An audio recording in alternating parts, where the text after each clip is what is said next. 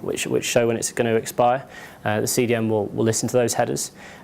There's also a way to purge files. So, for example, if you, again, this is sort of stuff that we'll have available via the API once it's ready.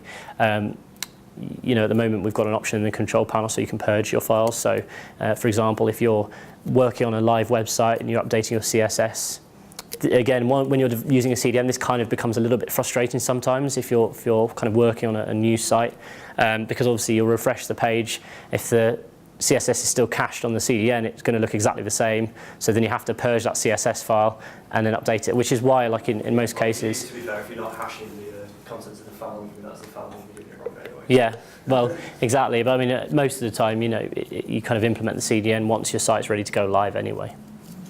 Yeah.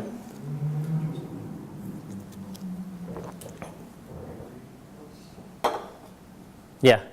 I someone who's starting a digital publisher. If we're always concerned about, you know, you sign up to a service, how easy is it actually to get off that service for whatever reason down the line? You mentioned changing the URLs and the CNAME.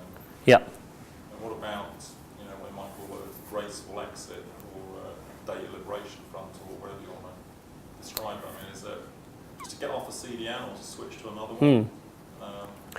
This is anything you can yeah. insight into that? Well, I mean, this is why, you know, if you change the CNAME on your own domain name, obviously you've got ultimate control over that. So if you then want to point that CNAME to one of your own servers or to a different CDN, it's just a case of updating your DNS, and therefore you don't have to go through your website updating all the links or reconfiguring your CMS. You've got sort of prior rights on all of your content, haven't you? You're not sort of giving it away completely into, you know, an amorphous cloud that can just disappear from under your feet for whatever reason. What, in terms of you know, your content is still yours? Yeah. Yeah, obviously. I mean, it's part of our terms of service. Obviously, you know, our customers have to agree for us to make a copy of that content, because otherwise, you know, the service wouldn't work. But obviously, if it's your content, it's your copyright, isn't it? So that goes with any web hosting service, whether you're.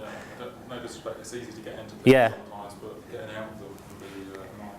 Well, I mean, again, you know, with our service, we've got a pay-as-you-go model, so we're not a subscription-based service. It's literally you buy a bandwidth block that then lasts up to a year, expires after a year, and you know, if you wish to cancel, you can contact us at any time.